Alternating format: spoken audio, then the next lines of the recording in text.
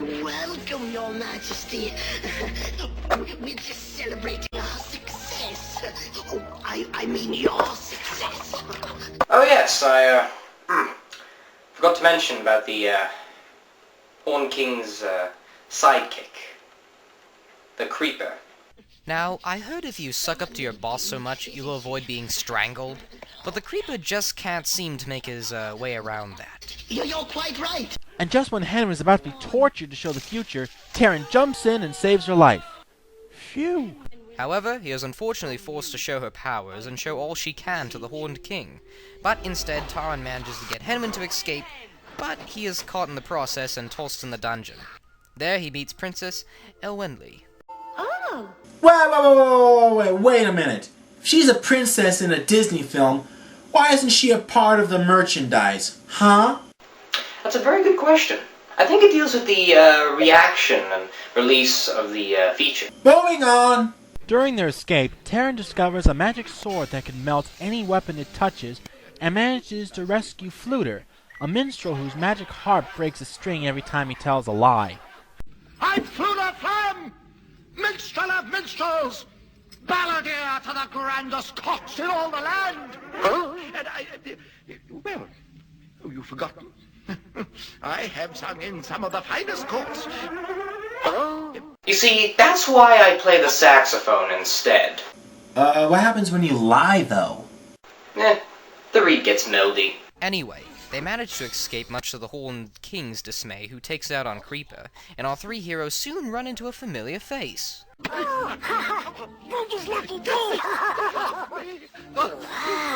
Oh boy! Gollum! Oh, I mean Gurgi. And there was much rejoicing.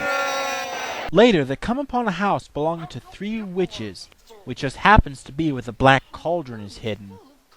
However, once they meet these hags, they learn that they can only do a trade-off. But when the Batty Witches learn about the sword Taran has, they devise quite the game plan. We'll trade the cauldron for the sword. But what can they do with the cauldron, Ordu? Nothing. That's the point. Don't you see? We'll end up with both the sword and the cauldron. So they say deal instead of no deal, get the cauldron, but realize that they have been swindled. Because as it may be, nothing can destroy the Black Cauldron. Only its evil powers can be stopped. A living being must climb into it of his own free will. However, the poor duckling will never climb out alive. Yikes! Later, they are recaptured by the Horned King's warriors and taken back to the castle.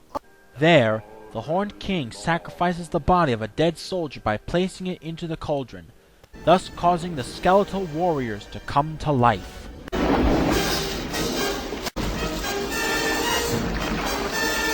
Holy Harryhausen! It's a skeletal army of darkness! But Gurgi arrives in time to free our heroes. Taryn decides that he must dive into the cauldron, but Gurgi stops him by sacrificing himself? No!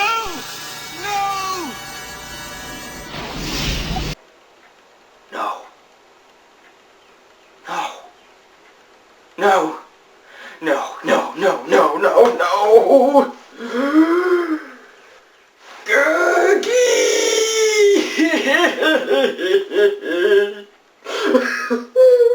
Luckily, Gurgi's sacrifice causes the skeletal army to die, sucks the Horned King into the cauldron, thus destroying him, and destroys the castle along with him just as our heroes manage to escape in the nick of time. But at what cost? How about the loss of a really good supporting character?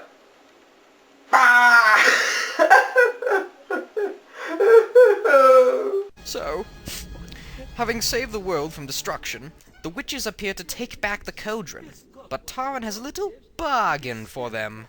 Did these toadies hear the word bargain? Yeah, bloody bargain, alright. Tell him, Taran. The cauldron? For Gurgi. The witches agree to the bargain, take back the cauldron, and leave behind Gurgi, who just happened to have been resurrected. Truly he is the son of... Nah, I'm not gonna do that joke. So now our heroes live happily ever after. Yeah, That was, truly epic. Indeed it was. So, how'd the movie do in theaters? It bombed. Big time. I'm afraid Hewy is right. After a long production history, it was released to little positive reviews and gained only half of its $44 million budget back. Most blame this for the PG rating it received. Back in the 80s, PG was an edgier rating than it was today, with horror movies even being rated it. In fact, the movie was almost rated R because of all the violence, but got trimmed down to get a PG rating. In fact, not too long ago, an animation cell of one of the most violent deleted scenes from this movie started circulating about on the internet. I actually have a copy of it here with me, but I must warn you, it's horrifying! Oh, wait, that's just what I look like when I don't have my coffee in the morning.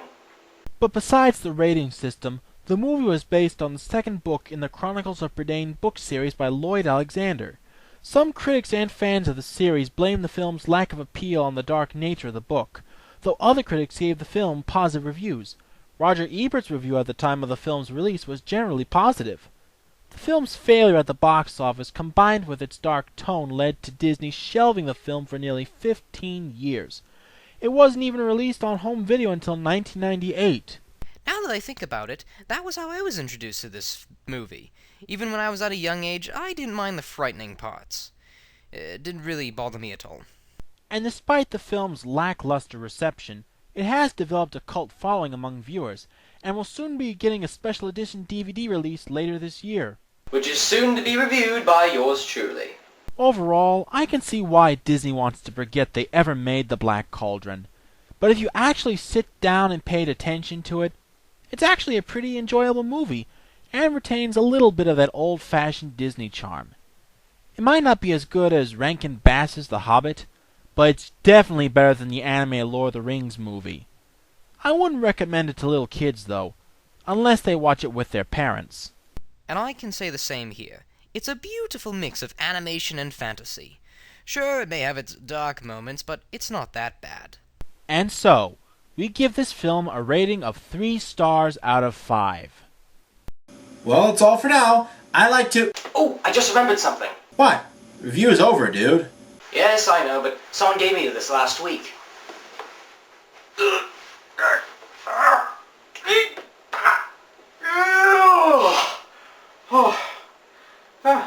What do you make of it?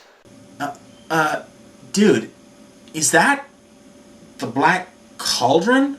Yep. How'd you get it? I thought the witches took it back. Well, apparently, Gergie had it, and he was looking for someone to, watch over it, I guess. For some strange reason, this was a lot smaller last week. Why didn't you ask me? Usually I'm the one that interacts with anime characters. Funny thing, there's some writing on here on the side that I didn't notice before. I don't think you should be reading that. Nonsense, what could possibly go wrong? Plot 2? Berada? Nick 2.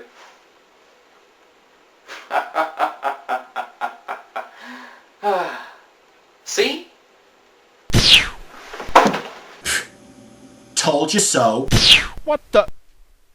Whoa! I'm invisible! Hey, Buff! I'm invisible! Are you invisible too?